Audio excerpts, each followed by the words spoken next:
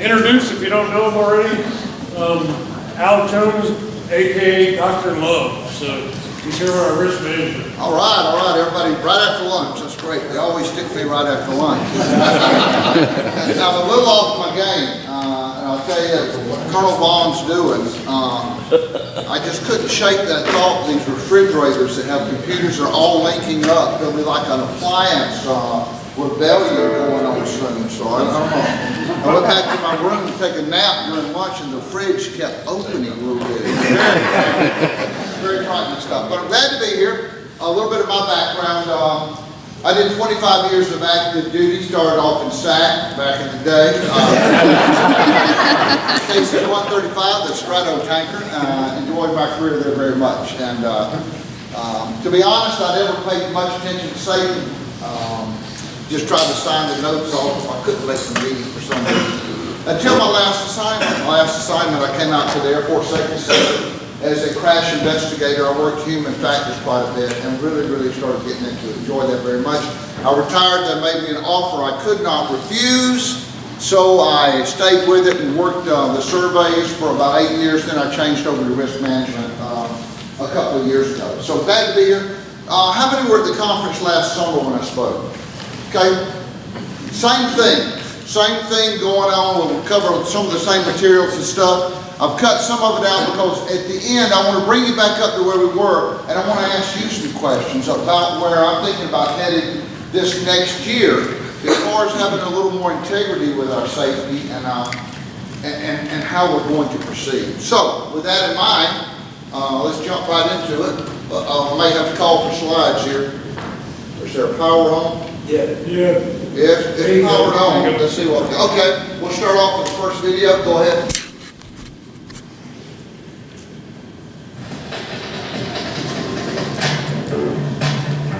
Today I'm wearing a white suit and a white belt.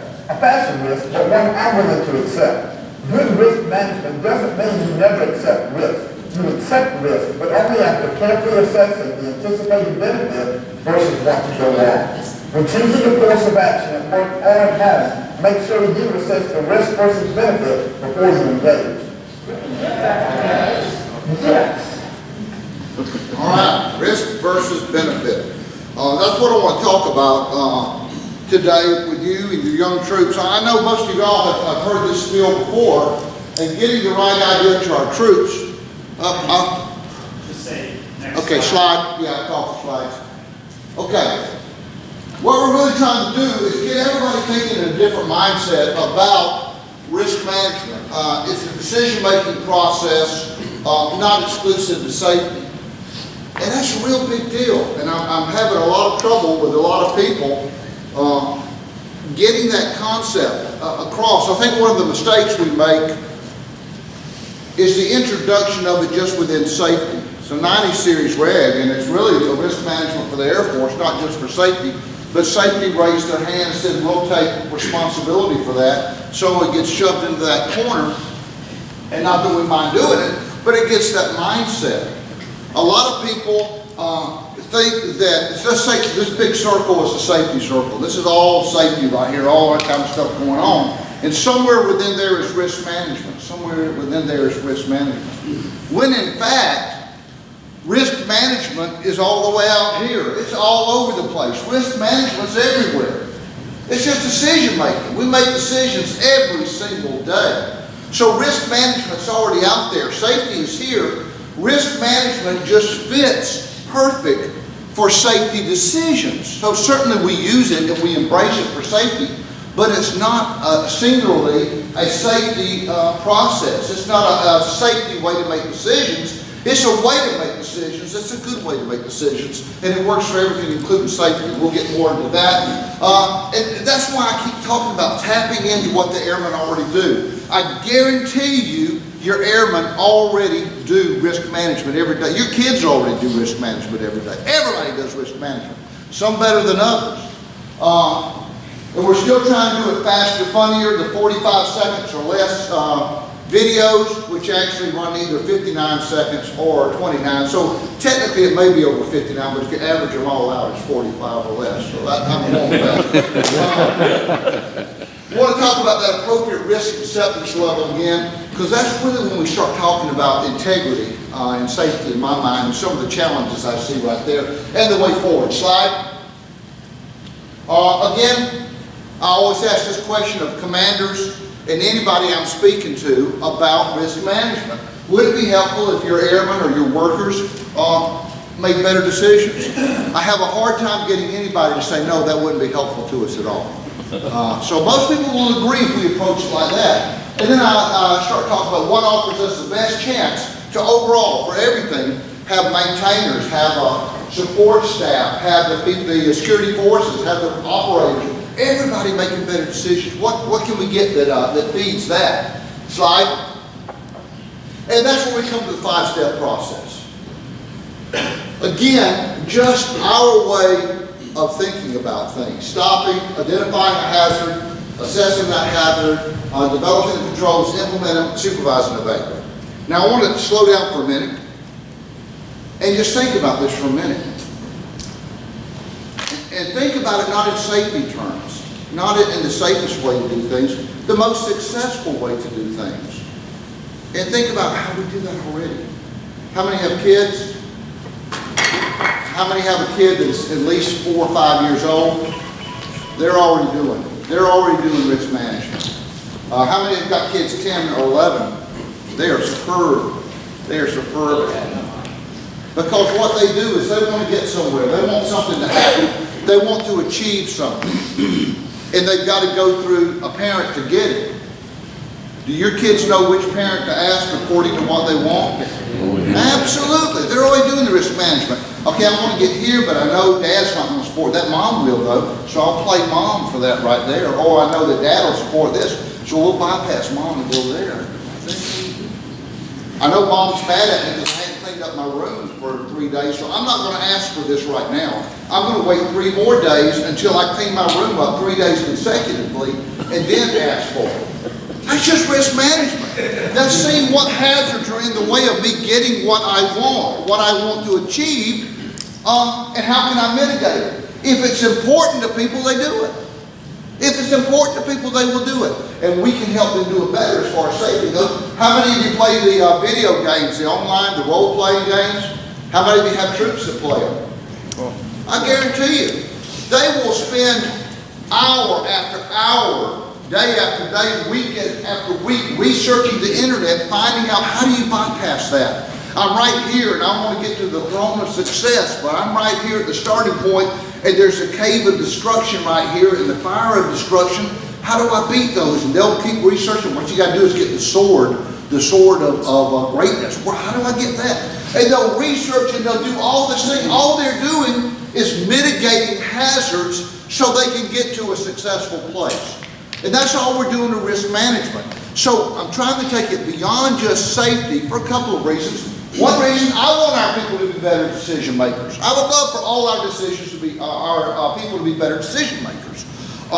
Secondly, if I can get this mindset, if people start doing this and realize they do it all the time, they're going to be safer, yes, on duty and off duty, and they're going to be more successful. They'll be better when they plan out their education. Going into education, wondering what classes to pick. Maybe you're doing it now, maybe you've done it in the past. Which classes did you pick first? If you weren't sure what you were going to major in, what did you do? Hopefully you looked at the 101 classes and said, what course will work for any of these degrees? Let me take those first so I can keep kind of narrowing it down and I don't waste any of these courses. That's just risk management. Your finances, your home, your family life, all of that. If we can get people to do this, do you think our folks are using this? I want your feedback. Do we accommodate them? Do we set up a system that they can use it? Why don't they use it? Home maintainer, so it's good. Oh. I want you to hold that. Don't say anything else. I'm coming back to you. That's one of my great examples right there about are we treating our people right? I got my maintainer. All right, give me a slide. This story right here, some of y'all heard it. First time I used risk management formally. That was me in the 8th grade, and that is Lee Cole. Oh, gosh. She was wonderful, so beautiful. And I wanted to ask her to go steady. And the thing about it is, in the 8th grade or so, going steady, by the way, just meant Friday night when you go to the movie, after you sit there for an hour and a half of a 2-hour movie, you might put your arm around her, and that was going steady. But I wanted to be successful. And I knew that there were some hazards along the way, because we were friends right there, but we weren't going steady. So if I asked her to go steady, and she said no, we might not be friends at all. It would be awkward and stuff like that. Plus, back then I wasn't Dr. Love, but I was intern Love, and it was the 8th grade. Everybody knew she said no. So it was a risk. There was a risk involved, but the benefit was so worth it. So I said, how do you do this? How do I achieve this? How do I get what I want right here and mitigate the hazards that could happen? And I had to have help. I had to research this. I didn't know how to actually go steady. Hardly anybody did in our grade. So I'm thinking about who could I talk to, slide. And I did know a 9th grade girl, but 8th graders couldn't even talk to 9th graders. I know we couldn't date, couldn't be boyfriend and girlfriend, but she might could tell me how to ask somebody. But in junior high, you can't even talk to a 9th grader, so that's out. No good. Slide. Jim Flowers was in my class. Jim Flowers was a player. Oh, yeah. His dad owned Flowers Insurance Company. Oh, yeah. He was working. And Jim was going steady already. So I'd get to Jim and say, how'd you ask her to go steady and stuff? And he gave me some tips on how you do this thing. Slide. Because Jim was going steady with Jane Elmore, a cheerleader, I may point out. Yeah. Her dad owned the local Coca-Cola distributorship. So she's doing pretty good too. So he told me how he had asked her, and I said, well, Jane knows Lee. Could you ask Jane to ask Lee if I asked her to go steady, would she go steady with me? So I'm already mitigating, kind of shaping the battlefield there a little bit. Slide. So indeed, Jane asked Lee. Lee said she would say yes. Jane told Jim. Jim told me. So I'm prepped as best I can for success and asked her to go steady. She said yes. Oh, man. Why didn't you just text her? Woo. Why didn't I text her? I still don't own a cell phone. I'm one of the few people that don't own a cell phone still. So I couldn't text her. I had to put it on a chalkboard back in the day. No, we sent the notes. Remember the little notes we write and fold them up and send them to somebody? But she said yes. And it was a great decision. Oh, my goodness. About 2 weeks later, I kissed her.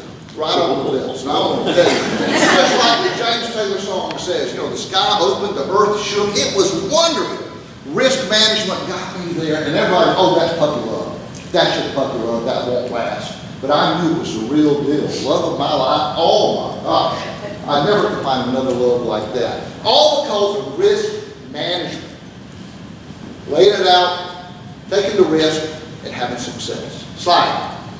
So, the reason it worked for me, I had a vested interest in succeeding. I had a vested interest in not failing. And I think that's true with your people. You look at anybody that's really into something, your young people that are really into something, they're not haphazard about it. The kids that play the video games, somebody's interested in cars, somebody's interested in guns. Last night I couldn't sleep and there was a infomercial on for 1 hour about buying knives. They were selling knives. How could you go for an hour on something like that? I mean, here are the knives you want to buy, they're $99.99, but wait, we're going to give you these knives. Boom, and it's going to be $39.99. That's about the most you can get with it.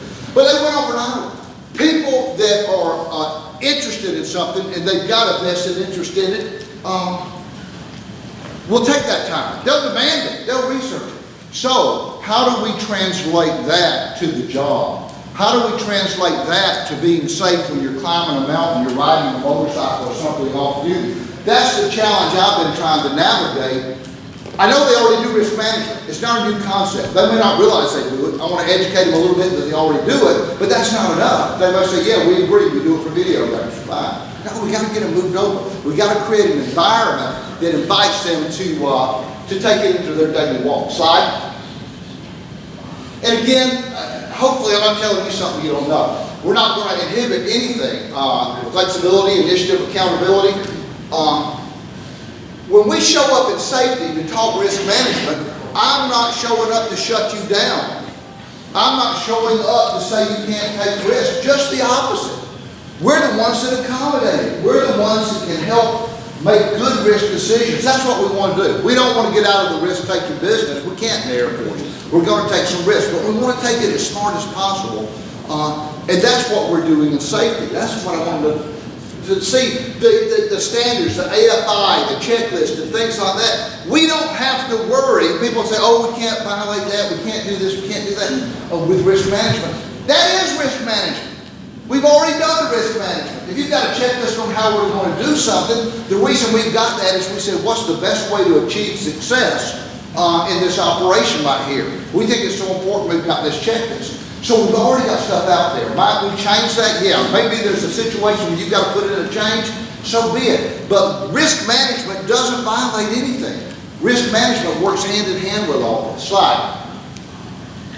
Again, the principles. No unnecessary risk. Make decisions at the appropriate level. I want to talk about the appropriate level here in a minute too. And we want to do it all, doing it all consistently, continuously. One thing we talk about in the MICT checklist, which by the way, any of y'all run the MICT checklist for risk management, it started out being 48 items. We've got it down to 7 right now. I'm shooting for 3 if I can get there this year.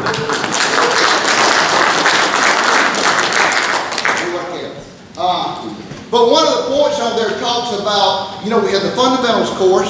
Everybody nod because we're all supposed to take it. Oh yeah, that's good. We got the A&I course that the process managers take, and it talks about doing periodic training, and everybody gets all shook up about that. Why are you shook up about that, of all things? If you do a safety meeting, you're doing risk management. You can't do a safety meeting without somehow or another be identifying the risk, assessing how bad the hazard is right there, coming up with mitigations, implementing them, or just checking on it, supervising and evaluating. So, don't be afraid to couch it in those terms. When you're having a safety meeting, don't be afraid to use this and say, hey, we're on step number 1 or what have you. Winter weather's coming up, okay? Winter weather's coming up, you just identified a hazard right there. We're going to do our standard procedure of salting the sidewalks or whatever we're going to do. That's all risk management. If we can tear down this veil of this mysterious risk management thing, and all we'll see is this, a lot of it's just common sense. A lot of the stuff that we've already been doing, we just want to keep a check on it and do it better. So it's nothing constant. Slide. The 45 seconds or less videos, those are really made for the squadron level. What we did was, a year and a half, 2 years ago, when we talked about squadron safety reps. How many people do you think volunteer to be the squadron safety rep because they want to be a safety rep? No. A lot of them don't want to do it. And quite frankly, the program suffers. They do these monthly meetings. They've got nothing. They get up there. They're uncomfortable. And if you're uncomfortable in front of a crowd, they get uncomfortable. They don't. So we do these little videos with just one little message embedded in it, and hopefully the safety rep will show it and customize it for their area. That very first one we showed, you know, a risk versus benefit. Hey, what's our primary mission here, and what kind of risk and benefit do we face? Hopefully they do that. If they don't do that, at least they show the video, and we got a little something. But we encourage at the squadron level, or wing commander's call or something like that, to use these videos. How many of you have been deployed to a PACAP, or are you safety recently?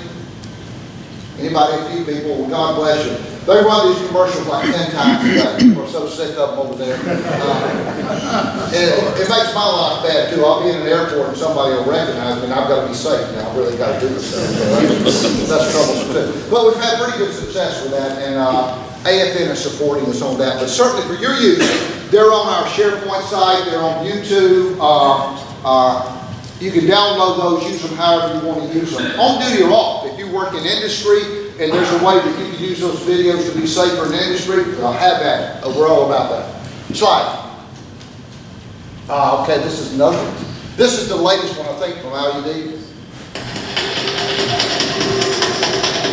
Dr. Love here. At LUD Air Base Qatar, a deployment is a great time to get your body back in top shape. But we see too many injuries from people trying to get it all done on the first day. Deploying or at home, when starting a new workout program, start slow and build up over time. Remember, a needless injury just takes you back to square one.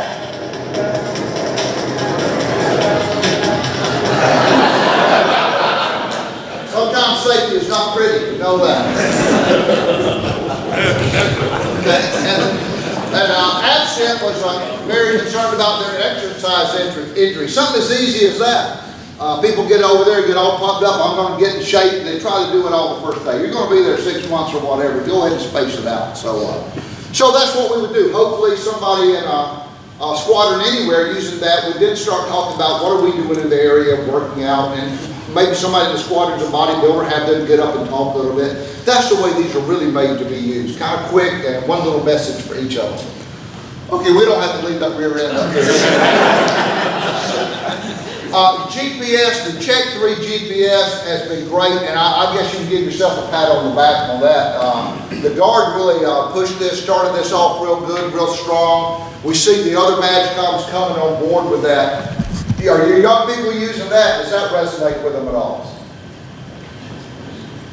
I hope it does. You know, it's the old thing of dumb, dangerous, or different, those type of things. But we've seen pretty good luck with that, and it is catching on beyond just the Guard. But we appreciate y'all because y'all really helped initiate this thing off, you and ACC. Slide. Appropriate level. That's one question people ask about. What is the appropriate level? So what is the appropriate level for making a risk decision? What do you think? What's that? Anybody. It can be anybody. A lot of times it is anybody. Any other thoughts? It depends. It depends on the cost, depends on the hazard, depends on the mission. It does depend. It does depend. And what I want for us as safety professionals is to take a look at who within our wing are making decisions about something. Remember that 5-step process involves some mitigations. You know, we're going to identify a hazard. Something's bad out there. How bad is it? Well, let's assess it just about how bad it is. So we're going to come up with these mitigations that if we do this, we'll need 3 more people. If we can assign 3 more people to that, if we can buy a new piece of equipment, that'll bring that risk down to severe, down to maybe moderate. So, whoever the decision maker is that says, yes, let's do that, they've got to be able to buy the new piece of equipment or authorize somebody to do that. They've got to be able to give the 3 bodies they kept talking about.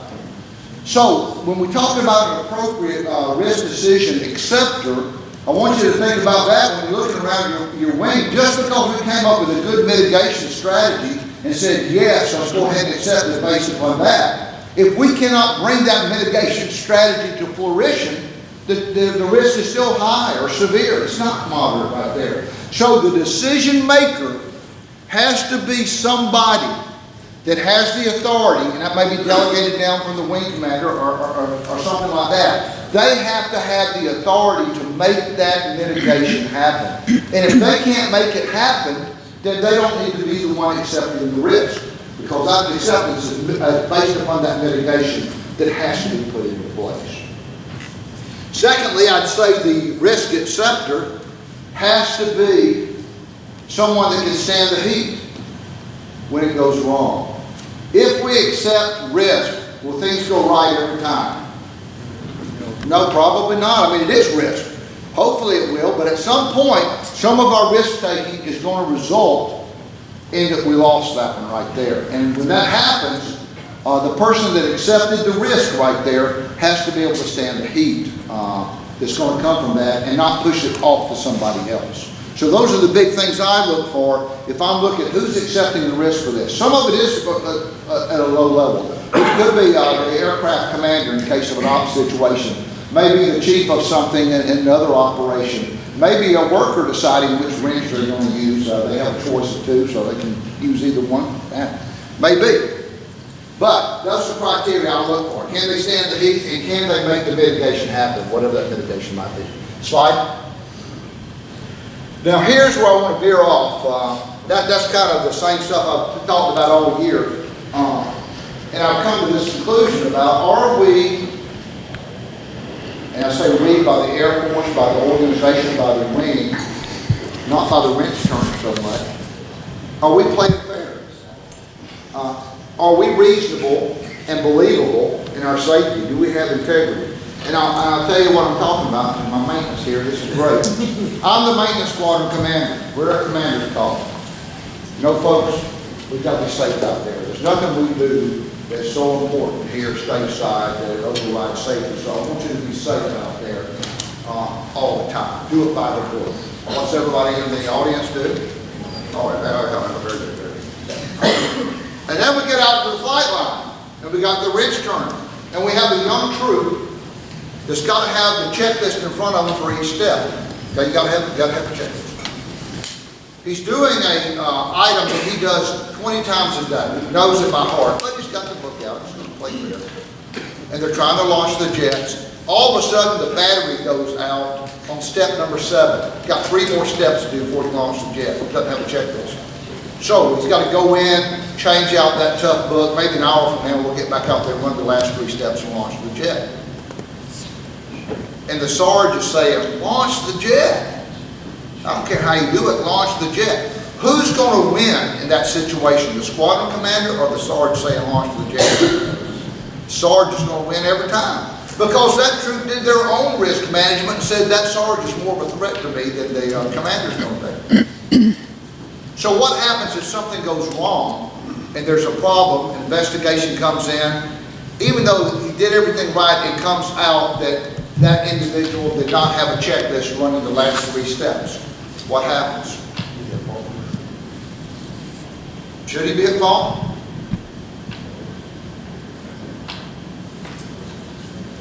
That's kind of interesting. I agree. We put people, and I use the maintenance as an example, we do it with other stuff too, where we put people in a position of having to accept some risk or break some rules. And even if they break the rule there and everything turns out fine, if it's a young enough person that says, oh, it's okay to break the rules, I'll make the decisions. So I say, what do we need to do as an Air Force? This is the video I want to make. I want to make that video right there and leave it open-ended there at the end. There's no funny ending I can come up to in that situation. But we do that all the time. So where's our integrity in saying, no, go ahead and do it? And that might be the right answer. That probably is the right answer. If I'm going to wait an hour for that plane to take off, and this guy knows it by heart, should I legally give the sergeant the right to say, I'm accepting that on your behalf, you can do it? I don't know the answer. But what I want to start looking at when we're talking with our people in those kind of scenarios right there is us having some integrity. Us making the risk analysis, the whole risk process, believable. We shot a video last week on Humvees. How many have ridden in Humvees? I never ridden in one. Now I know why it's so miserable. We were in that rollover thing going upside down and such like that. I'll probably do some financial conversation. I think I got injured in that process. Nonetheless, before we do one of the videos, the driver's doing a safety brief for us. And he's standing, we had the vehicle sarge out there with us in charge of all the vehicles too. So he's giving the brief, hey, if you're on a paved surface, we'll go no faster than 35. If we're on an unimproved road, no faster than 25. And I got thinking about people going to missile fields and coming back and stuff like that. And I said, no, come on. Do people really maintain? No. I said, well, nobody does. Says if they think it's dangerous, they'll slow down and stuff. Yes, they're going to go faster. I mean, that's just a candid assessment. I probably would. And I'm over 60. Certainly a 20-year-old would. Because, you know, the studies are out now. The male brain, they're looking at when is the male brain fully developed. And I think, I can't remember the study. You can look it for me. I think it's 57 years old. And there's only a 3-day period. Then it starts to go down. I mean, you've only got 3 good days of decision making if you're male. So, but I mean, you take young people trying to get home. We want them to do their education. We got all this stuff, the additional duties they got to do this, that, and the other, and we're telling them to drive 35 on a paved 4-lane road when cars are passing them. I don't know the answer to that. I don't know the answer to the maintenance question, but what I do know is that these kids are savvy enough now to start saying, what are you talking about? Why? I didn't ask why until I was a captain, and I was still afraid when I asked why. But now, right off the bat, they'll be asking you why. That doesn't make sense. You know, we could easily drive 45 right here. So, what I want to look into this next year, in particular my efforts in risk management, is how do we do right by our people? I mean, what are your thoughts on that? Am I right or am I wrong? How many regulations or stuff did we just break every day because that's the culture, because we couldn't get it done if we didn't? It's gonna be hard, because I mean, TUI or deployed, I mean, it needs just 5 meetings. So, as a maintenance, I mean. Yeah, I don't know the it's answer. extremely hard. It will be hard. The culture is let's just get it done. Let's do it safe. I'll tell you, I've interviewed enough maintainers, especially the young troops. I'll ask them, do you ever deviate from the checklist? Or no, I don't. And then, well, how do you change the tire? No, they're deviating all over the place. They think they're doing it right. I could put them in a lie detector, and they would pass it because they think that they're doing it right, because the culture has shifted so much to, I am following the checklist. Oh, not the 1, 2, 3, 4, 5, because I know here we're 1, 2, 5. That's the checklist. So they believe that, yes. The one that hops in my mind is deliver risk assessments. The vast majority of all the risk assessment I've ever seen is real time. Yes. But if you look at the strictest reading of the regulation, there's tons of things that we arguably should be doing deliver risk assessments on. Anything not covered by a TO that we don't do and we're never doing. Why don't we do it? As far as like the actually stopping and writing it down, the answer is always time. It is time and resource. I agree. So, here's my bigger question. When we talk about this, and we acknowledge this kind of stuff, we acknowledged this stuff when I was a second lieutenant. So why do we do that? Do we do it like we do on the highways where we drive a 60-mile-an-hour limit? They won't give you a ticket till 70 a lot of places because they know you're going to nudge it over. We don't want to make the speed limit 70 because then you're going to go 80. I mean, is that what we're doing? And are we doing our troops right? What are your thoughts? Any thoughts on that as we move forward on dealing with risk the right way and treating our people right, especially the young people, and having them believe us and having them believe we have integrity? Yes. Dr. Jones, risk management, you know, when we look at it day to day, we are entrusting our A1Cs, our young airmen, even some of our young officers to make those decisions. And, you know, my question is we entrust those individuals, and, you know, a scenario that I look back on, what would have happened if Sully would have followed the checklist? What would have been the outcome of that scenario? And so, you know, my folks at the 189, yes, there's checklists to do probably pretty much every job we've got.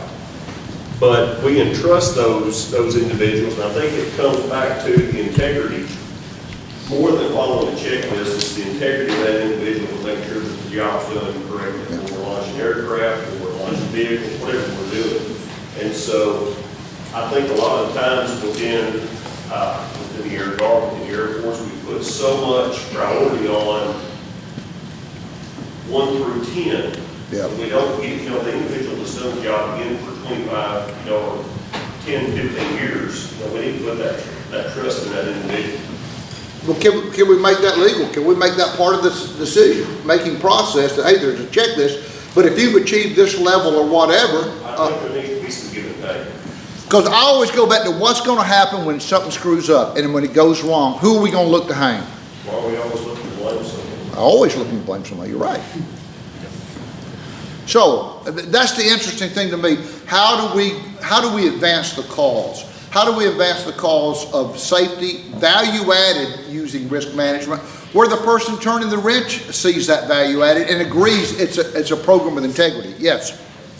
So, as far as a solution, getting away from the if you don't document it, it didn't happen mentality, because deliberate risk assessment can be just a conversation amongst everybody working on it. It doesn't have to be done where you go back and you document, well, this was before and this is after, these are steps. It can be just that documentation or that discussion can be the deliberate steps. You know, you are evaluating the risk, you are thinking about it, you are trying to mitigate those hazards. And then just going back afterwards and saying, hey, that worked, guys? Good. You've done it.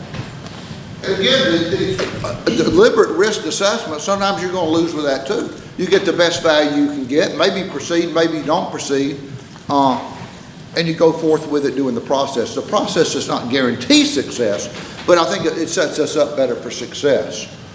Any other thoughts, especially with young people? Yes. Not one of the young people, I'll put that out there, but I think what the tech sergeant said over there made myself, the means justifies the end. I think we lost our integrity when we deployed. We found out the means justifies the end. Thus, when we come stateside again, all of a sudden, wait, we got to follow rules, but don't those rules apply both places? Yes. So I think that's where we've lost our integrity when it comes to RM. And I found it, I've used it as a business model for RM myself. And so when I get people to sit and look at it, like he was just saying, having that conversation, they actually recognize more hazards than they thought existed. So they look at it as a way for process improvement more than risk management. It's kind of a twist on selling it. Yeah. I think that's where we lost our integrity. And that's very interesting to me. And maybe sometimes it's warranted to do things differently in theater as opposed to not. But if it is, let's just say it. Why can't we just say that kind of stuff? Maybe it's more important to launch that jet without the tough book because you're competent enough to look at that airman and say, I know you can do those last 3 steps. So if it's that, why don't we just say that? That's my question. Can we move to that point? You at home, why can't we just say that? Well, send your dollars in. No. So what I'm looking for is to get to a value-added and a integrity-accepted risk management way of life. And I don't know what kind of resistance I'll get as I go forward. That'll be interesting to see. What other thoughts on risk management? What are we doing right or wrong? I guess my fear right now is that commanders, I think through the IG process and Secretary Mattis has enabled this, we want to accept risk and I can accept risk and I can accept whatever risk that does not contribute to lethality. Yes. And that's their mindset right now. And so what's the talks up at AFSEC or at your guys' level to combat that? Well, we're seeing that, and I'm getting the feel for more of that coming out. Some of it may be warranted. Some of it may be warranted, but I want to make sure that commander knows that what risk they're accepting. Again, when you deviate from instruction, you've got to have some pretty important circumstances because instruction was not made on a whim. Warnings, cautions, and notes are generally written in blood that we have with these things. So it's not on a whim that we do these things. So that's a dance we're kind of looking at too to see how it plays out. But I wrote I don't know where it went to, sent it to Mike Ballard. I wrote a little paper on that, a little short in 45 words or less, on that very subject of it's fine for commanders to take command authority. But again, that doesn't give them the right to wholesale do away with our checklist, do away with our instruction and stuff like that. So we're going to have to see how that plays out. And it may be like it is with a lot of things in safety. You start getting people killed, people take another look at it. But if we've got the right commanders, they should be able to weigh that properly.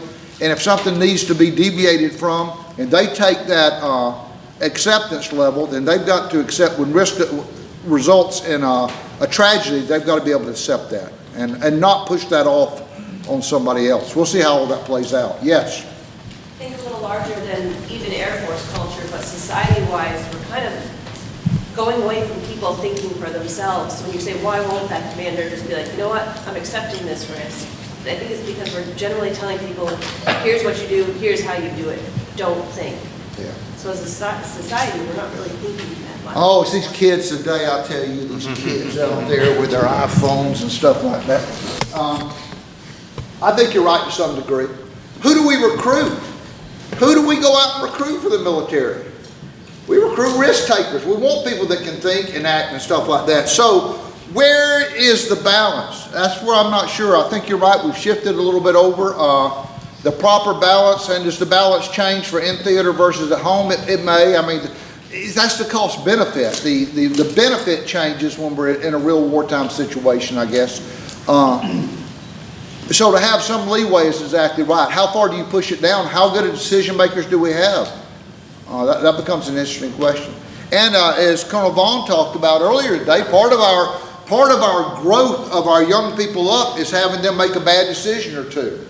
I've made a bad decision or two. Made me a better person.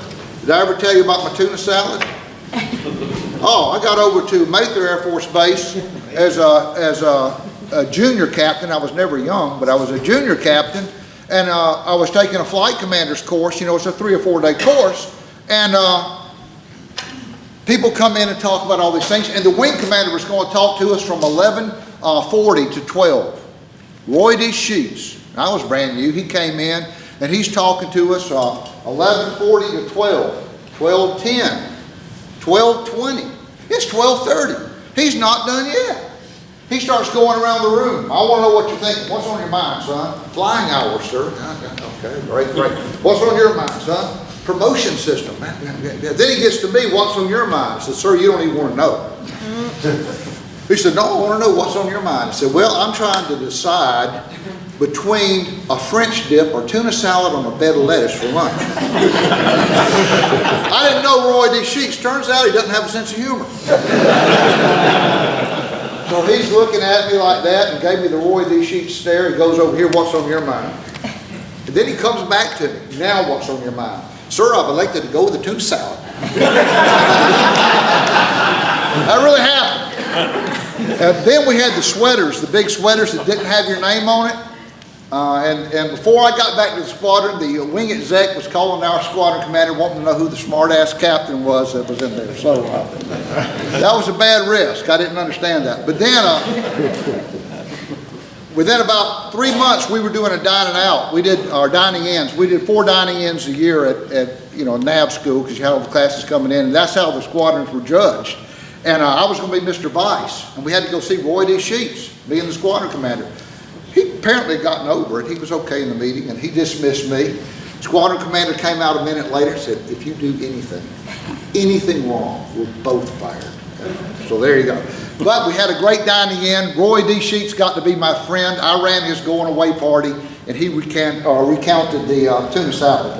So sometimes when people say what's on your mind, they really don't want to know what you're really thinking. But that was a high risk situation. So where do we go from here? We got to keep it simple. We've got to keep the message simple. The value added is from the user's perception, not from mine. It's not enough for me to say there's value in it. It's not enough for you as a safety professional. I need the wrench turners. I need the young troops out there, the security forces, the aviators, the maintainers, people working in the hospital, because I need them to check each other. Safety, we can't be everywhere all the time. I need peer-to-peer people saying, no, we don't do that. And we do that for some things. There's certainly some things in my career I've known where other crew members wouldn't let you get away with that. That's what we need. We've got to be honest. We've got to have integrity. And if it's okay to launch that jet because that's the right decision, even though your tough book went out, we need to make that part of it. We've got to have a way to accommodate that. That's what I want to head to. Keeping it simple, value added from the user's perception, and we got to have commander support. And you know, I'm not telling you something you don't know. We've got to have wing commander support. People work with commander's issues. If the commander believes in this, other people will follow, and they'll take care of it. That's what we need. Slide. So again, we're still trying to move there. We don't want it to be a program like total quality management, all the kind of programs we've had where you got to produce a slide on Friday. That's not what it's about. We want it to be a culture. I want that culture to shift. I want peer-to-peer people saying, wait a minute here, what's our gear, what's our plan, what's our skill? Does this make sense? Have we stepped back and thought about this a little bit? That's what we want to get. But I want it at their level, not the safety professional. We want to be doing it too, but we really want it peer-to-peer. Slide. Okay, go ahead. See which one this is.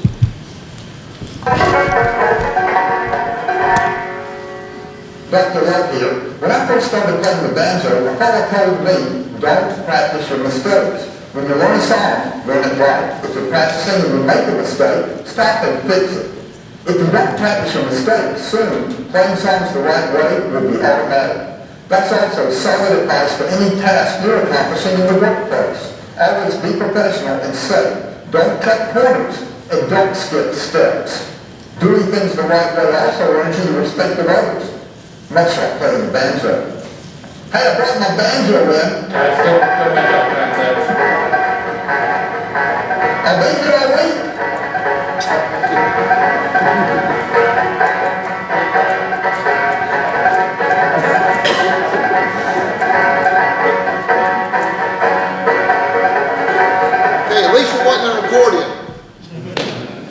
the message there, I know it's a little garbled here on the speakers, don't practice your mistakes. If we've been doing it wrong, if you think you've been approaching it wrong, change. Change. It's not going to get better automatically. You've got to do something. And now's the time to do it. I moved down to Dothan, Alabama, my hometown. I was a liaison officer to Fort Rucker. My wife always wanted to be a nurse. And she was 40, I think 44 at the time. She said, well, if I go through the RN program, by the time I get out, I'll be 47. So that's not going to get any better. If you wait another year, that's not going to reduce that. You're going to get higher up. Now's the time to do it.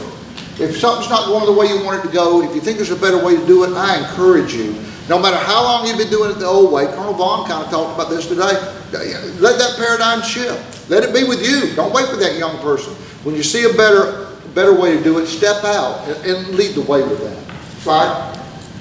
Lee Culberson, everybody said it was just puppy love. It won't last. You know, I knew it. Boy, that kiss, that first kiss, I knew it. Where's Lee Culberson today? There we are. Almost 50 years. Yeah. Congratulations. Oh, we didn't get married. You kidding? She broke up with me 2 weeks afterwards. I saw her a couple months ago. My wife took that picture slide. What happened to Debbie Wilson, that 9th grader? Well, she took a risk. Slide. And she became Mrs. Dr. Love. So, there you go. It all works out in the end. And Lee Culberson, by the way, is still a great friend of both of ours. As a matter of fact, I recreated that scene with Lee also because I didn't know what slide. I had to take 10 different kisses to get it right. My wife said, okay, that's all right, slide.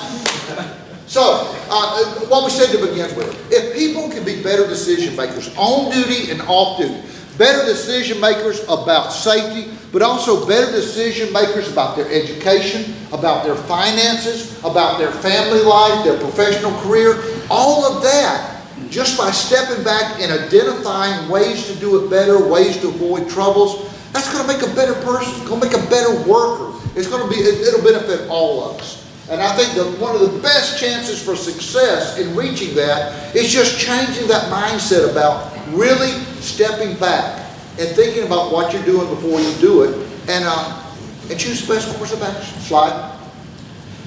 Okay, we took questions there. I got about a minute. Any other questions? What kind of conditioner I use? Last night I used whatever I could find. I didn't realize there wasn't soap here. So going door to door, taking little collections of different soap. All right. Well, thank you very much. I'll be around today and tomorrow.